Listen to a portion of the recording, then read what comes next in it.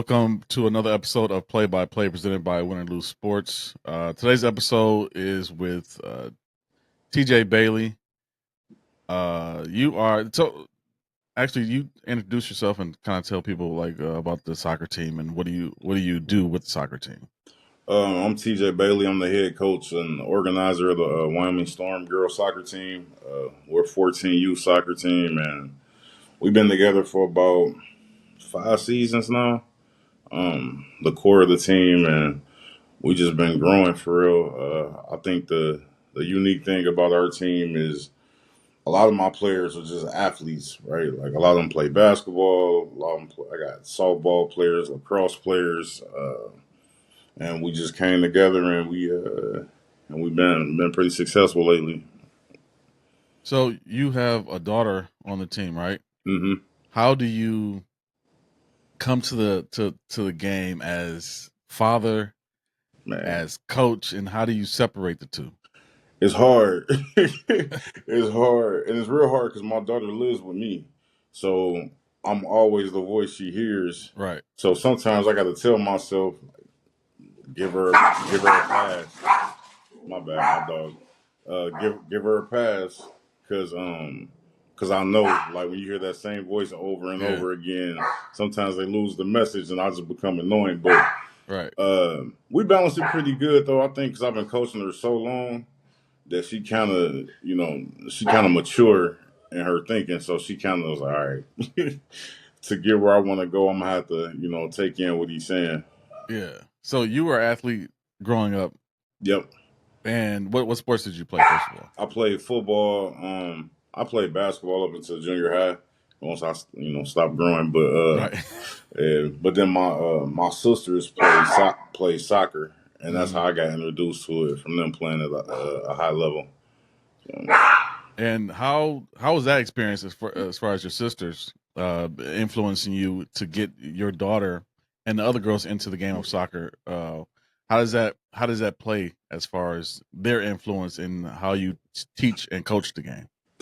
Well, specifically for my daughter, she got the same body type as one of my sisters, and they got kind of a similar skill set from when she was growing up. So I based my training with her off of how my sister was, and then too, as far as the whole team, as far as my coaching style, maybe how I saw my dad talk to my sisters, or how I saw because I also coach my niece too.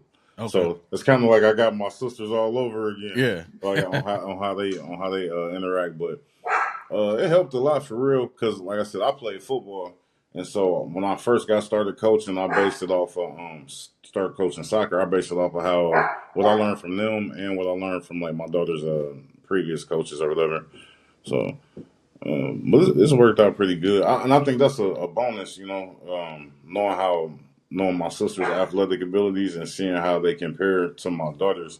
I'm like, all right, she just like my youngest sister Tiana. She just like her. So you know how to approach them. Yeah, and they temperament kind of the same too. So, it helped me in a lot of ways for real. You were never a soccer player. Nope. But you learn the game from experience as a coach and watching other people play the game. Yep.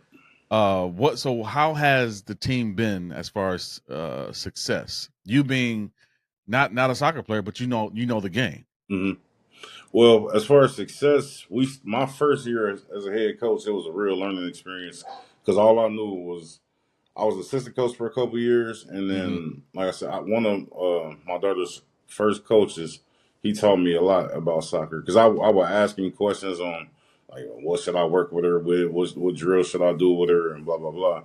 But he taught me a lot about the game to the point where I started seeing that I knew more than some of her coaches that came, after him. But like I said, as far as our success, we started off like a 500 team. And then what I noticed was some of the girls that weren't as athletic had improved a lot under me that first year. So I was like, man, I wonder what I could do with some girls that's athletic. So we got some of my daughter's basketball teammates to come and play. And it just so happened that one of them was real good. You know what I'm saying? And then from there, we just started to improve. And I think, it's obvious if you see our team pictures and stuff, Mm-hmm. My team is majority black girls, right? Yeah. So I got 20 girls, and I think 16 of them are black, and Wow. then we got like two Latino mixed girls. And so when we go places, it looks different. Like, you know what I'm saying? We Yeah. get we Yeah. get the biggest crowds everywhere we go. Not just not out of hate, I don't think, but just out of curiosity. Like, we Yeah. ain't never seen this many. Ain't nobody gonna say it, Right. but Right. I know they thinking it because it's a majority white sport. They're like, dang, like you might see one or two on the team, and here I got 16, and Yeah. our jerseys look different. You know what I'm saying? We come out with loud music. Like, I'm an old football coach, so I like loud warm ups. Yeah. We loud when we warm up. Like, I have reps like, did you coach football? Like, yeah. Like, What what expectations? Like these girls are, like you said, they're athletes, but they're not born into soccer. no, not most of What them. right? What kind of expectations? Like especially coming from basketball. Like I would Mm-hmm. never think a basketball player is like, okay, I'm gonna go play. I'm gonna go play soccer. Mm-hmm. But because the game is a lot different. Like what kind of Yeah. expectations did you have coming getting basketball players coming into soccer? A lot of the basketball players that I got, I knew they came from competitive programs. Mm-hmm. So I just wanted to compete, because the defensive part of soccer is not as hard to translate as it is offense. Okay. So I knew at the worst we could be competitive, and I got girls who like to win. You Yeah. know what I'm saying? And so we was gonna be fast, we was gonna be competitive. So my expectations was for us to compete, but they ended up being a lot better. Because now a few of the basketball players they had played soccer, but that wasn't their thing. Right. So we just improved on. We just did a lot of skill work, and they improved off of that. What do you do to study the game? Like, how did you learn the game? I know just Mm, not just watching your sisters growing up, but right. what did you do as a coach to study the game, to learn the game, to be able to teach the game? I hit the internet, not just looking at drills, but studying formations, Yeah, watching as many games as possible. I had a friend. He's older. He actually played in the NFL for a few years, and he did this with his daughter. Where did he play for the Bengals? no, no, Oh, okay. I I'm just think asking. I want to say he played for the Rams, Oh, okay. but he did this with his daughter and her friends, where he had them come together and make a soccer team, and then he said when he got cut, he couldn't watch football no more. So Oh, wow. he just used this time and just dove in on soccer, studying the game, and then working with her and her friends, and he kind of did the same thing. So I question him a lot. It's a guy I work with. That's an old.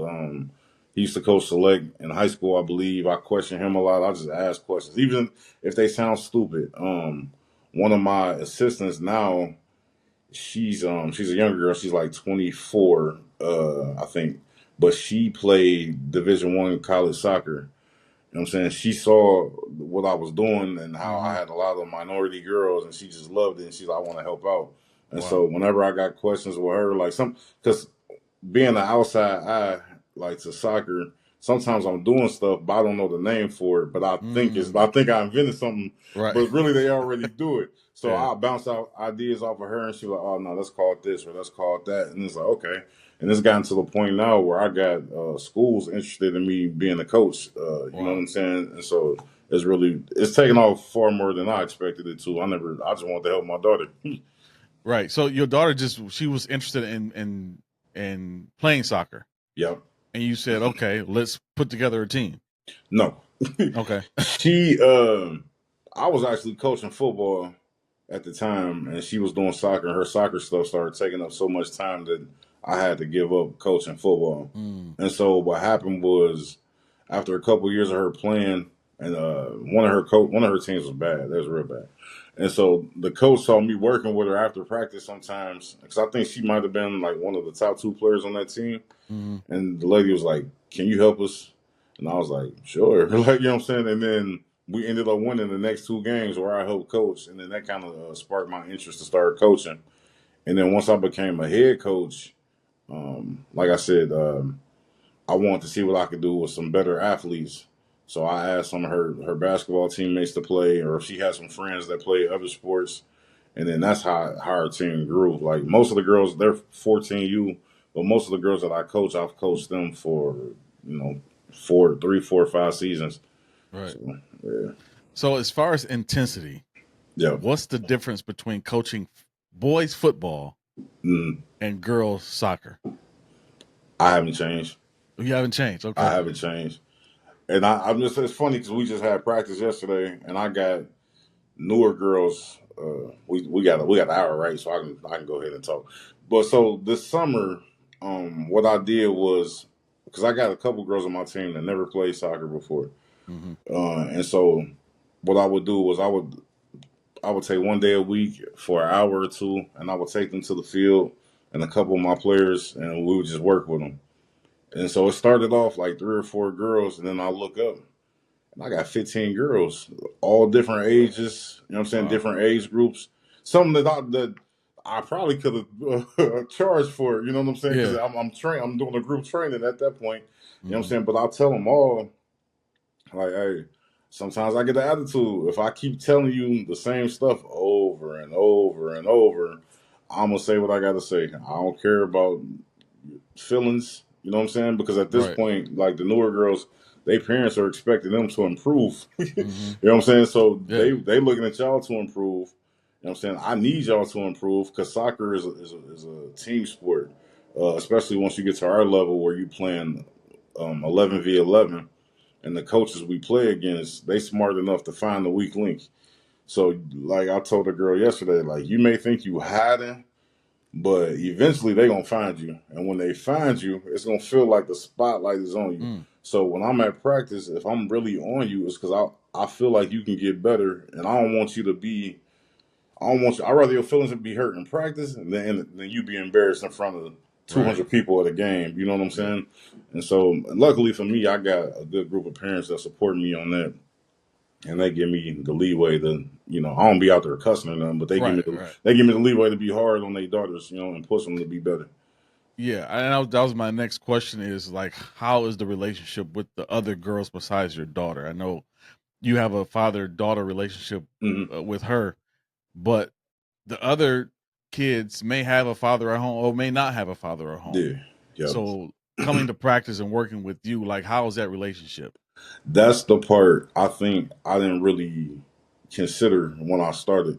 Mm-hmm. Um, me and one of the moms had to talk probably in the preseason, and I was like, man, I feel like I got 20 daughters, Mm. right? Because I'm getting calls about school, I'm getting Wow. calls about behaviors at home. Can you talk to her? Can you punish her? Can you be a mentor to her outside of soccer? Like, you know what I'm Mm. saying?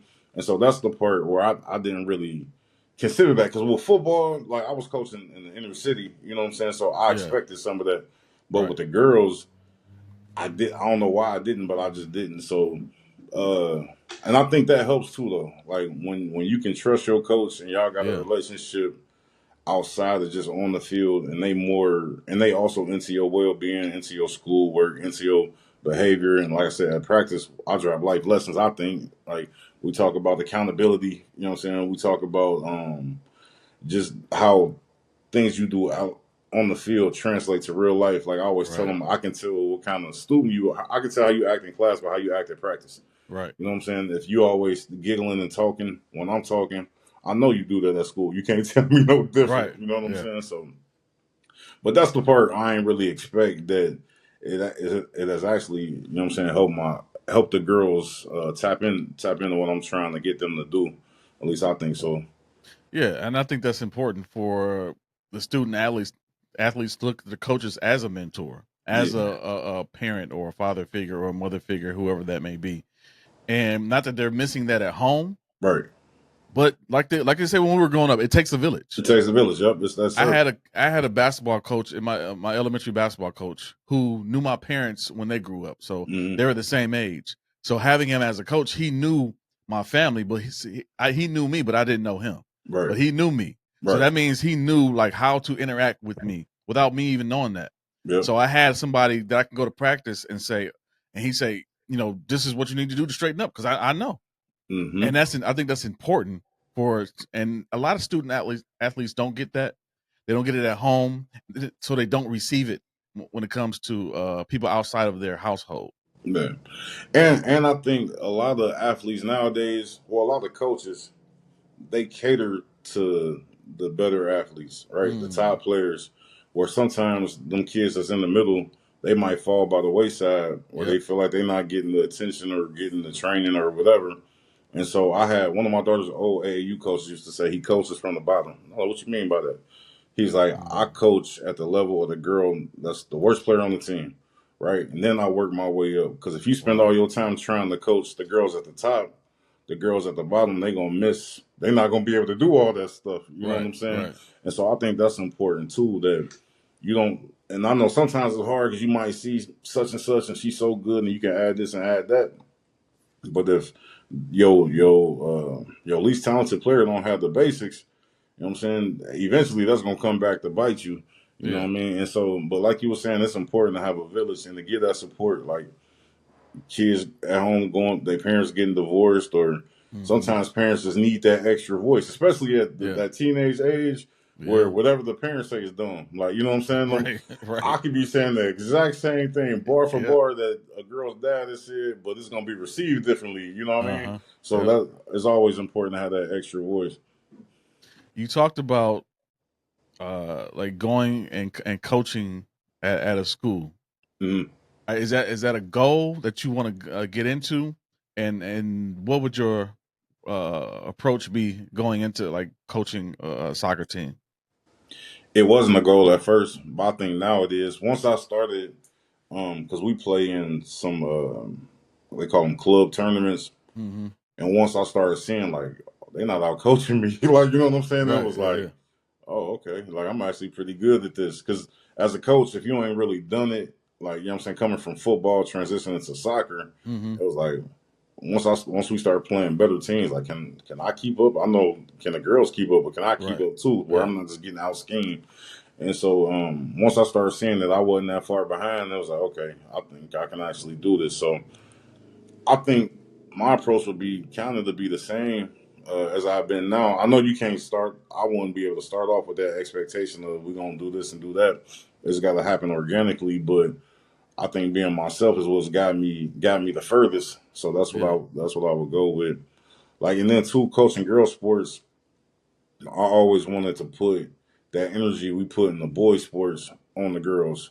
Right. Right. So you my social media friends, so you'll see the Hmm. videos and the pictures and the you know what I'm saying? We just had picture day and media day at practice and it's like I want the girls to have that same kind of attention Yeah. that I did or that we did for football. You know what I'm saying? Hmm. And so it's been like I said, it's been helping their confidence, I think, and that helps with the gameplay.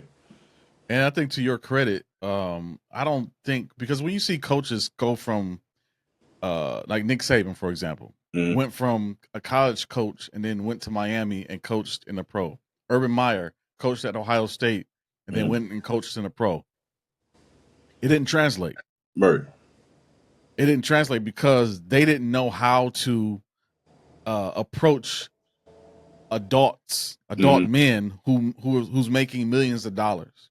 Right. When it comes to college kids who are making nothing at the time before NIL, Yeah, they get money now. right?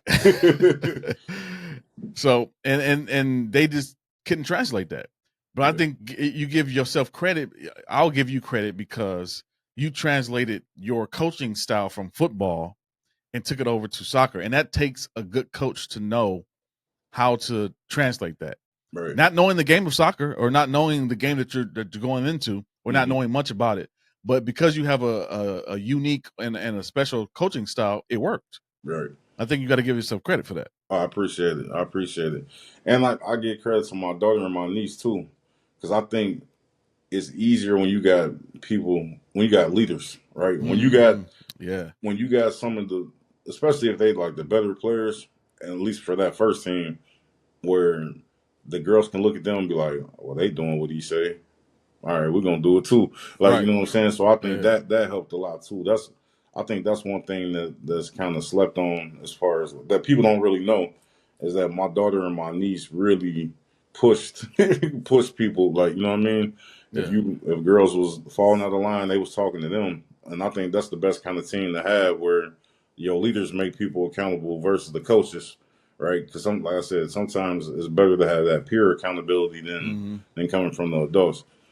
And did you have to have the conversation with your daughter and with your niece to say, "Hey, you have to be the leader and you have to hold yourself accountable so the other kids can be accountable as well? Some days, some days Right. they got extra laps. You know what I'm Yeah. saying, or they got lectures in the car because it's like they still kids too, Mm-hmm. and you know what I'm saying they got their own special relationship. But when they friends got on the team, it was like, hey, you gotta check them like you do everybody else. You can't let Mm-hmm. that slide, or it's Right. gonna start to fall apart. And it, like I said, they've done a good job with it. You know what I'm saying, seeing it work out.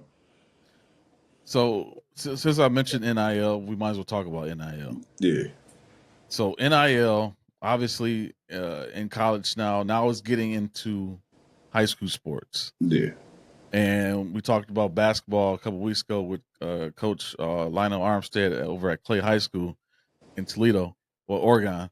Uh, have you seen any of that in your area in Cincinnati, in football, yeah. basketball, or in any other sport?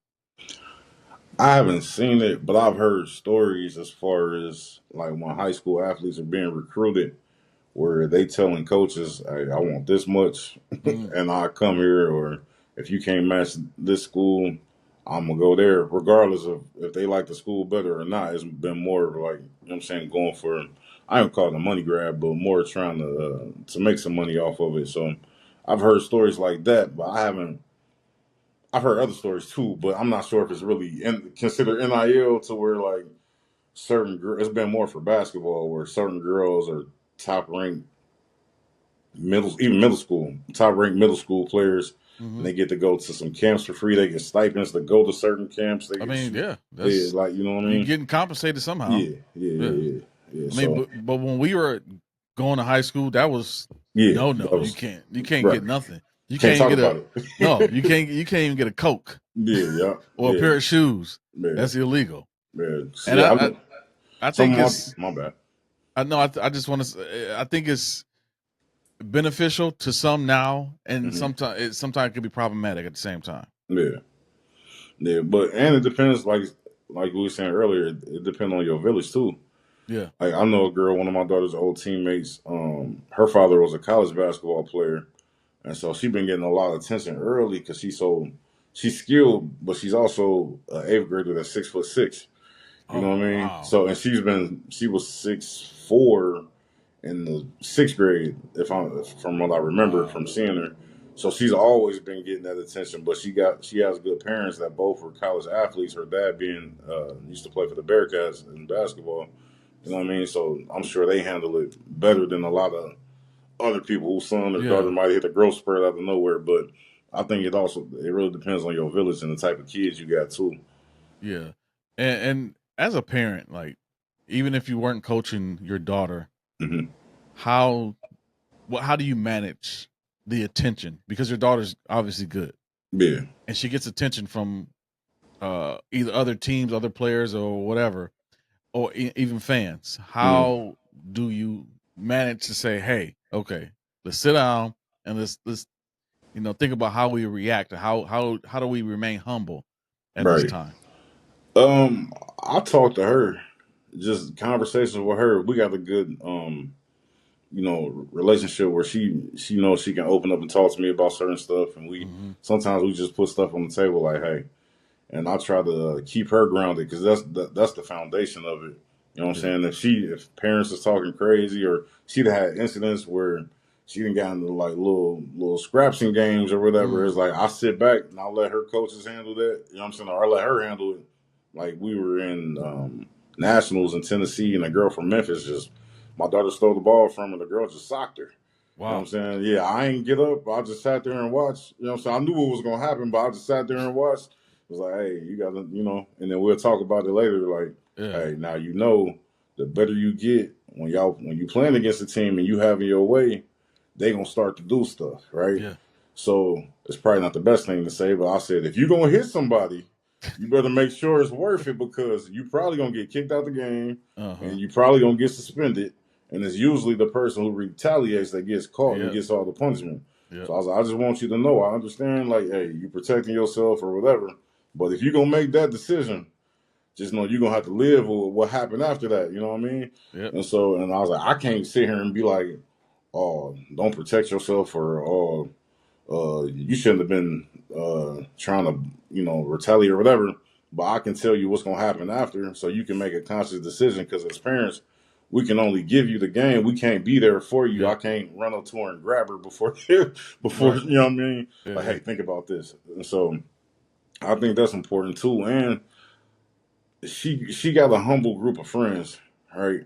And Mm-hmm. I think, and I've been telling her too, like I think as you get older, you tend to hang around the people that do the same things as you, Yep. right? So when you hanging around a group of athletes that's all competitors, and at least her friends, they all doing pretty good in school, and they all, what I'm saying, they want to play, they want to get better, they want to train. Mm-hmm. I think that's important too, rather and because you'll see some athletes who it's a star player, and they try to flock to the star player, but the star player got a bad attitude. So now Yep. they all got bad attitudes. Or the star player getting suspended from school. Now they all getting suspended. Like, you know what I'm saying? Mm-hmm. So I think that village we talked about is parents and that friend circle too. That's very important. Yeah.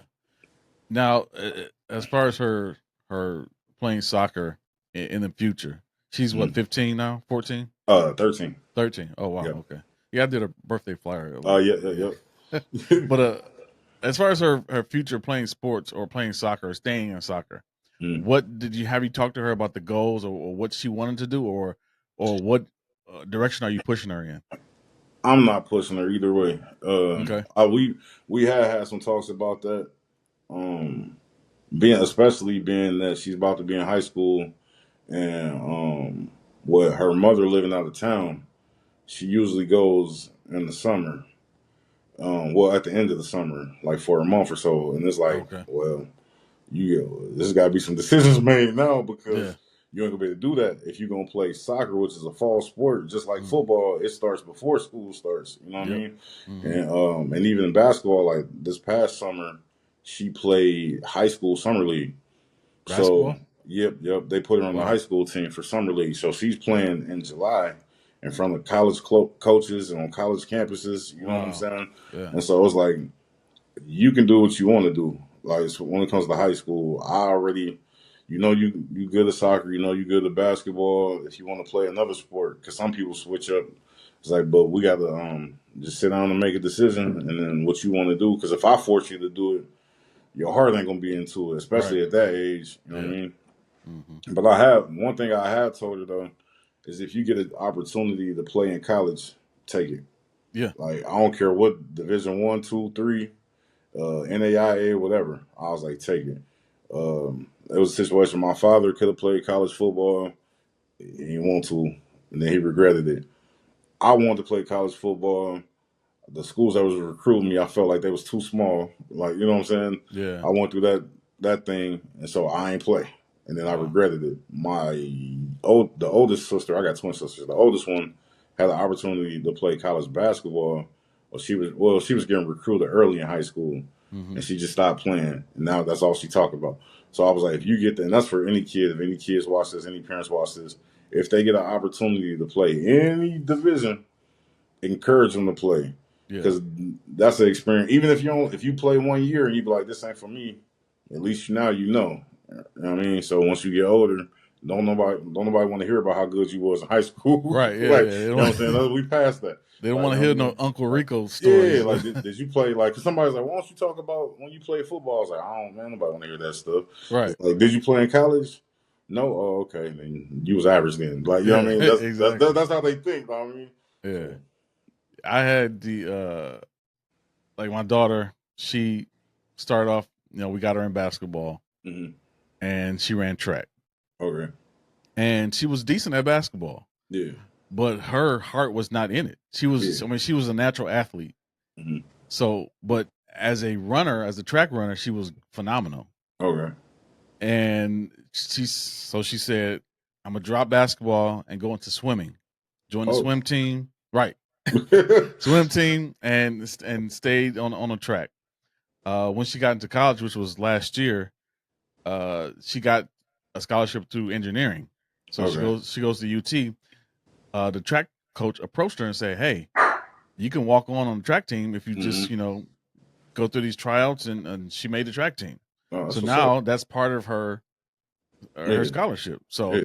And I'm glad she took that opportunity to Mhm. say, okay, I have the engineering scholarship, but if I can go into sports and join a track team, why Yep. not? Keep it Now, going. Because me, you. when Hmm. I was in high school, I was recruited by Otter Bean College. I don't know, you know Yeah, Otter Bean is. yep. Out and by like Columbus. Yep. Yep. So, but it was for art. Okay. And I was like, I'm not going to school for no art if I want to play basketball. Yeah. Unfortunately, I hurt my knee, and that was all. You know, basketball Yeah. was done. But I should have just took the scholarship and went to play Yep. basketball as a walk on. But Yep. I think that's lessons that we learn as when we were kids, and those are lessons that our kids don't have to learn because we learned them already. We can just Yep. pass on the right way to do things. Yep. Hopefully they listen. Yeah, Hopefully, hopefully. because I know my dad tried to preach it to me, and I'm like, man, you tripping? I ain't. Right. Yeah. But yeah, I know about those schools, man. And I got a cousin.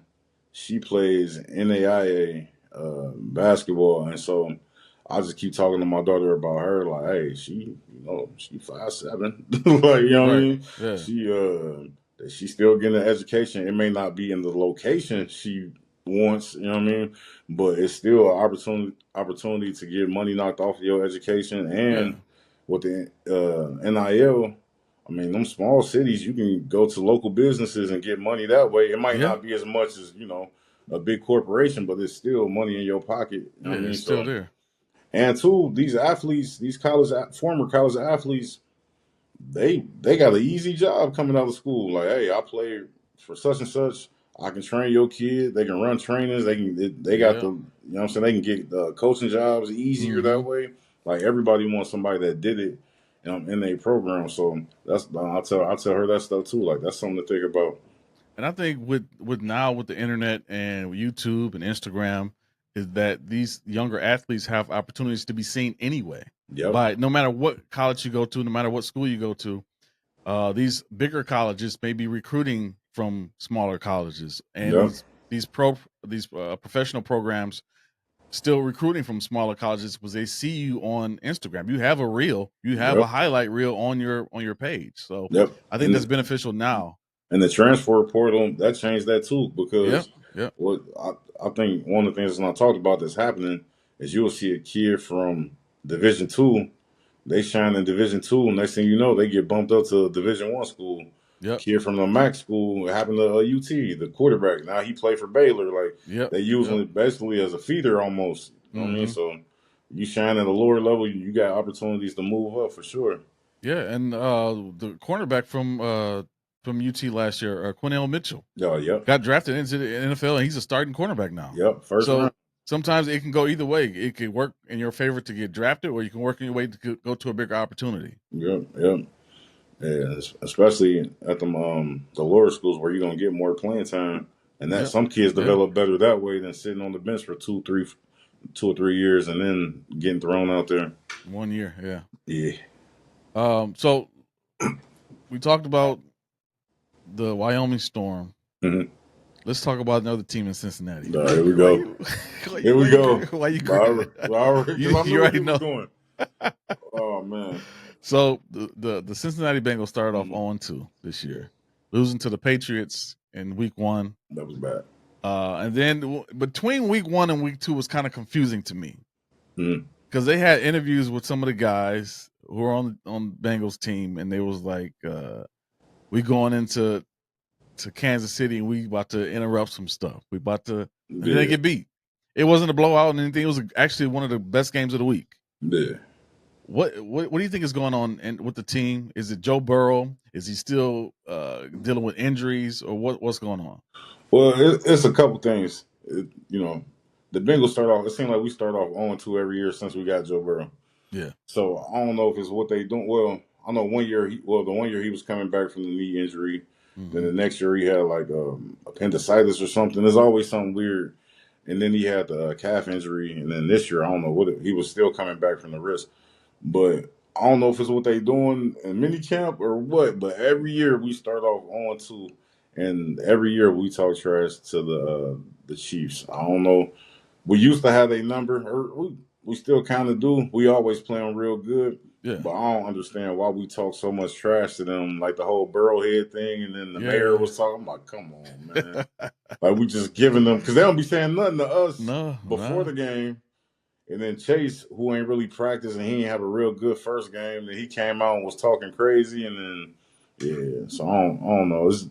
Maybe they was just trying to get themselves going, but Yeah, and sometimes you do that to get yourself motivated to to beat the better but team. but why them? Why can't we talk trash to the Panthers? Like you know what I'm saying? Like. But I mean, it was a good game. A lot of people was upset about the pass interference. I thought it was pass interference because he hit his head first, Yeah, yeah. and then. But I think Burrow fumbling and then Chase losing is cool. I think they said in the fourth quarter our drives was like punt, punt, fumble, punt. So when you're Wow. not, when you're not taking care of business on offense, Yeah. especially because we had the lead at one point, Mm-hmm. that's gonna come back to bite you. But Yeah. I think we'll turn it around. We always seem to do that as long as Burrow can stay healthy.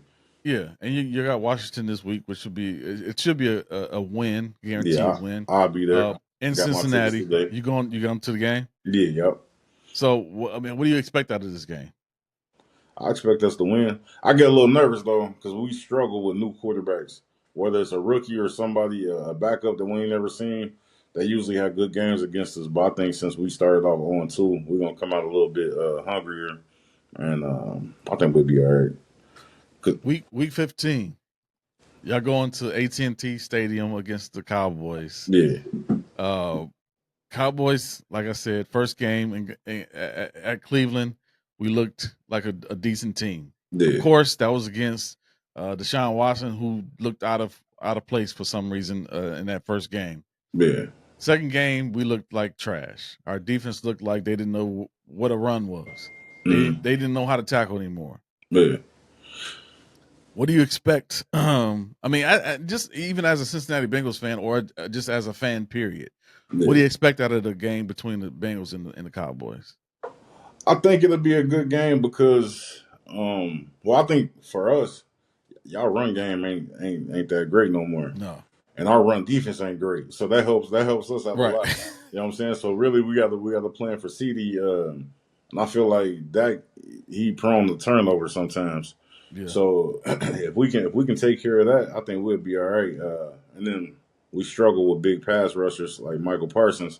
So that's where I think y'all got the advantage. If y'all can disrupt Joe, even though we did improve our offensive line a little bit, but we still struggle with those like what was it, Miles Garrett and yeah, Michael Parsons for sure. So yeah. And I think that's the only way the Cowboys are going to stay in these games is if Micah Parsons and Demarcus Lawrence actually makes stuff happen on defense yeah, yeah, because them a team that run like the Ravens, like we play the Ravens this week, a team mm, that can run the ball, like we in trouble. yeah, I'm sorry, like we are definitely in trouble. I don't even know if I'm gonna pick them to win this week yeah, because yeah. you got Lamar Jackson and you got a back that can. You got Derrick Henry that can run all over the field. I hope y'all win I mean, I hope we win too, because they just they for they y'all own benefit too. and for our benefit. Yeah, they own too. The Oh yeah, Ravens are. yeah, and Yeah, that's what's scary though because they are on two. Now they're gonna just like Cincinnati, they're gonna come out with a reason to fight. yep. And hopefully the Cowboys will. I don't know. Mike Zimmer, I think he's a good coach and he has some good schemes, but it's like, okay, sometimes a coach has to say, okay, stop with the game plan. Yeah. Like what am I doing? What do I have to do now to switch it up so we can, make our defense make something happen? Because having them keep running like that, it's like, okay, what are we doing? Yeah, he used to coach here too. Yeah. So yeah, we know all about Mike. But he had our defense top notch. He had us doing real good under Marvin Lewis. It was our Andy Dalton experience that didn't Oh, didn't help us. You know what I'm saying? That yeah. was We had Andy for a while too. yeah, and man, listen, we gave Andy 96 million. Wow. Yeah, because Yeah. AJ Green made his life easy. Like Yeah. at one point, Andy had AJ Green. What's his name? Chad Johnson. Nah, he That was played. after Chad. Yeah, That was after Chad. but on one team he had AJ Green. What was my guy name? He played for the Lions and then the Jaguars. It was a receiver, Marvin. Oh, Marvin. What's it? It was Lewis. Yeah. No, that's the coach. uh, what was his name? But you know, he went to Cal. I remember I could see him clear as day. Yeah. But I feel His like name his ain't son. Lewis. Last name wasn't Lewis. I don't think so. I Okay. remember his son. They got sick or something when he played for the Lions. There was a big story on that. I can't remember. It's going. I'm gonna remember as soon as we get off. But and he had Muhammad Sanu and Tyler Eifert, Oh, yeah. all Joe Mixon, all on one Joe Mixon. team. Yeah. Yeah. Yeah, all on one team, and he couldn't get it done. When the lights came on, I think Andy was like, it was like You know over what? the That game. that reminds me of Dak because like when you look at when Dak first came, you had Amari Cooper. Mm-hmm. We had still Ezekiel was still in his prime. Mm-hmm. We had a decent offense.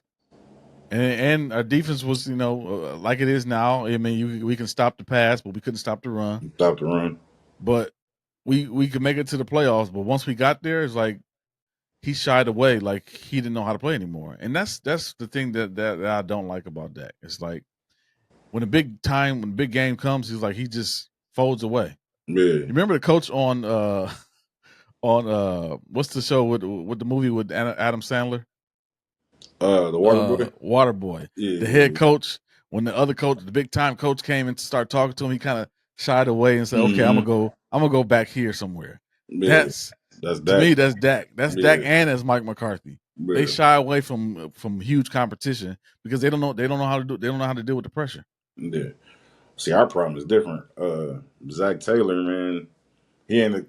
We hired him. They were saying he was an offensive genius or something because he was with Sean McVay. Mm-hmm. I'm like, how? He used to coach at UC. He was the offensive coordinator for the Bearcats, and they won 17 straight quarters without scoring a touchdown. What? Yeah, he was bad. Like, and so like I never understood where that came from. And now people complain about him all the time. They just stole his wife's car and left it in one of the worst projects in Cincinnati too. What? That happened this week. But Oh wow. yeah, they left it in the Wind Terrace. If you ever come to Cincinnati, somebody say go to the Wind Terrace. I suggest you don't. But yeah, he never been a really good offensive coach. He been more, to be honest, he been more like me with soccer when I started off, where he got a connection with his team, right? He know how to lead his team, Yeah. but his X's and O's ain't the greatest. So sometimes, like I think Dan Orlovsky was saying he used to ask Zach, like, how come y'all don't run more emotions and more, eye candy as far as like formations and stuff like that? And Mm-hmm. he's like, oh, we just like to keep it simple. But I think that's all he knows how to do.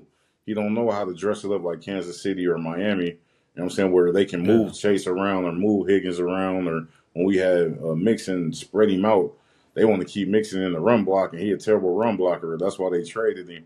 So it don't if he can't do it, why have him do it? Why don't you just spread him out? He a real good pass catcher. So You know what? That's Mike McCarthy though. He's like I can predict his play calling yeah, because I see it so much. Like mm-hmm. you on first down, you're gonna run the ball. Yep. If you get more than 3 yards, you're gonna run the ball again. Run again. If you get negative or 2 or 3 yards, you're gonna pass the ball. Yeah. On third down, you're gonna run a screen pass or you're gonna do a play action. Hey, Like I know the progress of how he calls the plays because that, it's so predictable. that sound like me on NCAA football when I'm on Yeah. the Yeah. but but listen, Zach Taylor think creativity is running wide receiver passes, like flea flickers. You know what I'm saying? Yeah. Like he had Tyler Boyd throw three That's or four passes last year. that's Like, gimmicky. yeah. That's not creative. That's called running gimmick plays. Yep, and that's what he do. Yep. That's a shame. And you know what? I talked about this with Coach Lionel about basketball. It's like sometimes these coaches don't have these creative plays in their playbook because they don't trust their team. Mm. They don't believe that their team is that talented enough to handle that kind of creativity or handle that pressure that comes Yeah. with running those type of plays. And as a professional, I don't think that should be in your mind at all. Right. At all, especially for us when you got Joe Burrow, #1 draft pick, then you got Yeah, Chase, who was #5 the next year. So it was, right. what are we doing? Yeah, And then Chase, that's don't get me started on him, man. well, He what's up with the contract? Like, he turned down 140 he with turned down 140. 90 guaranteed. Well, how many years? 4. That's why. Because no, they said it's because it will be 35 a year. He won 40 a year. Yeah, But he when you won pay, 40 a year as a yeah, receiver. yeah. Is that top? That's I not think top? that's more. That might be even with Justin, or maybe a little bit more. CD Lamb. No, I I think think Justin got more than CD Lamb, did so he? it will be more than CD. Yeah, yep. Okay, Because I think he's not better than CD Lamb though. nah, he's not. He Yeah, can't get more than CD if you're not he performing better than CD Lamb. he think he better than Justin. Does he? Yeah, Justin Jefferson is a different type of. Did you see the pass? The 97-yard pass yeah, from the court. Was that Sam Donald? Darnold? yes, yep. He got Sam Sam Darnold to. Donald looking like a beast. Oh my And see, God! that's the other thing too. It's like, all right, Chase, you want all this money, and I get it. Nobody asked Joe Burrow to take less, but Hmm. look at who your quarterback is versus you can go to New York and get that and play with Daniel Jones, Right. or you can go to Carolina and play with You have a top-notch quarterback, one quarterback who's considered top 10, maybe yeah, top 5 in the league, yep. and what's going on? And your number two receiver already making 23 million, like because they franchised him, so you got him on the other side too. Wow. So that's man, Joe getting 55. You give him 40. That's 95 plus what T getting. That's over 100 some million on three people. Wow. Is T Higgins hurt? Yeah. So yeah, that's what they say. So he's out this week? I think so. Hamstring. Hamstring. Yeah. You Yeah. got Yeah. you got hurt before the first game. Yeah. Yeah, Yeah. yeah. He I a good think dude though. yeah. I think Cincinnati they like they always do. They turn it around. Yeah. I think they'll turn around this year. I think it's difficult when you have holdouts Mm-hmm. to get the chemistry going, like Yeah. during the preseason and all that stuff. So I think they understand it, but I think sometimes they don't care because Yeah. they worried about the money first. Like Yeah. Michael Parsons said, the money's going to come. Like I'm gonna still be the same player I am at the end of this season. If I Yeah. don't get the money this season, I'll worry about it in the off season. But right now, I'm worried about winning football games. I Mm-hmm. think a lot of players, especially young players, need to take that approach because at the end of the day, if you don't win, you're not going to get paid. Right. That's true too. But I think it kind of depends too. Where I think you got to find that medium because had Tua not taken that contract, Mm, he would be in a world of real hurt yeah, right now. You know what I'm yeah, saying? He just signed that contract in the off season. So had he been like, nah, I want because he didn't get as much as like Joe and all them. nah, So if he would have been like, nah, I want what they got, and he would have been holding out, and then got hurt like this, or you know what I'm saying? Like that would have been yeah. devastating.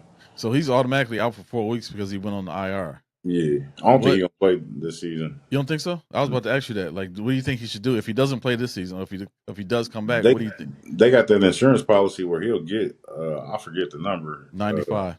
Not yeah, I'm out of there. Because I saw the one that happened here, Yeah, did you? and then the one that just happened the other day. That was kind of the same. Where his hand really like Yeah, yeah. And he didn't even get like was it Hamlin didn't even hit him.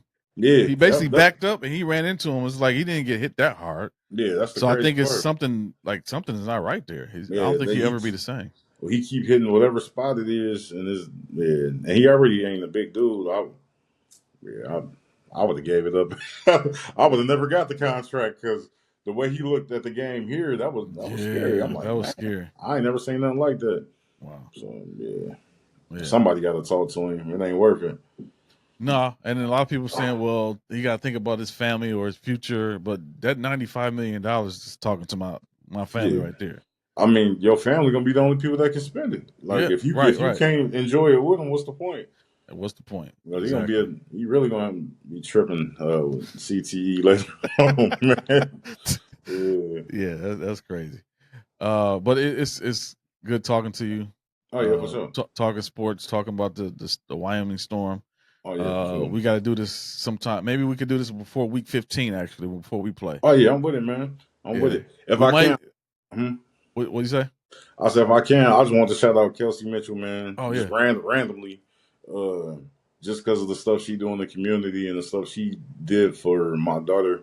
Like I always appreciate her and the people. Anybody I talk to about sports, I always shout her out. You know what I'm saying? She blossoming in the WNBA. She always has, but with Caitlin coming, it's putting yeah, more. spotlight on her so people can see how good she is. Yeah. But she actually my daughter had the opportunity to work out with her. Really? Yep, she worked out with her.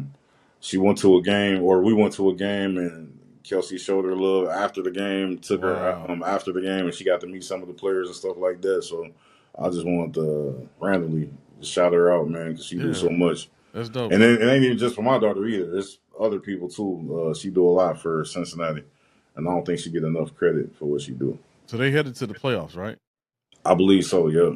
Yeah, I think Now I six feel seed. like they season changed once they started playing through Aaliyah. Yeah.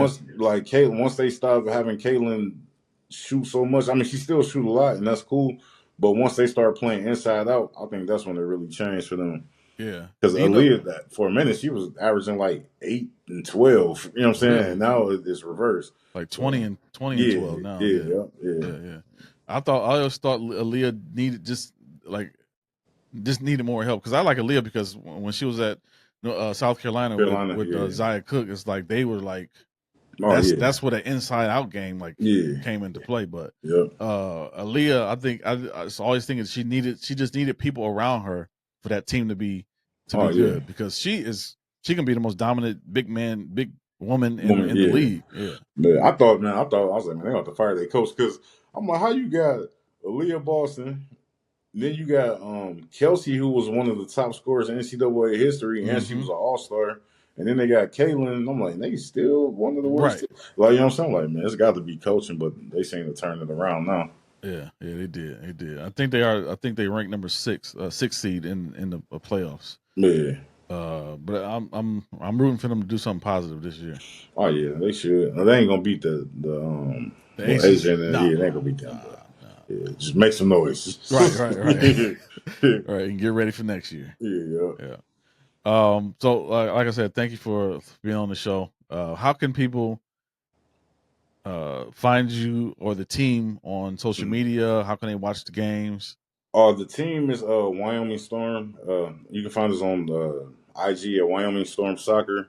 If you go on not Facebook, if you go on YouTube, we got a channel. You go on Wyoming Storm Soccer there too. It don't have all the games. It got some of them. Sometimes I can't find parents to film it or whatever. But and then too for me, my social media is my alias TJ Cass, TJ space CAZ. And if or parents or girls got any questions in the area, especially if they want to train or if they want the schedule, just let me know. I'll send everything. I'm big on getting as much support from my girls as we can. We got like 2 night games coming up too under the Okay. lights. Team in Indiana, we beat them earlier this year, and we had the soccer event. The Wyoming Storm Classic. Mm-hmm. Their coach was a little upset. Talking about she thought it'd be a different game if we came to their house. And so but they're like an hour away. So I was like, we only coming if y'all find somewhere with lights. Yeah. So they got the high school up there to let us play in a football stadium under the lights. So Okay. that'd be a big deal for my girls just to get that experience. Yeah, that's what's up. We probably wear all black that day. They gonna be right. they gonna be booing us. All right. Like I said, thanks for being on the show. Hey, thanks. We got to do this again. Week 15, Cowboys versus Bengals in Dallas. Yeah. So, yeah, get ready. Yeah, keep your head up, man. It's gonna be a tough game for y'all. It is. All right. All right, bro. Yep. Yep.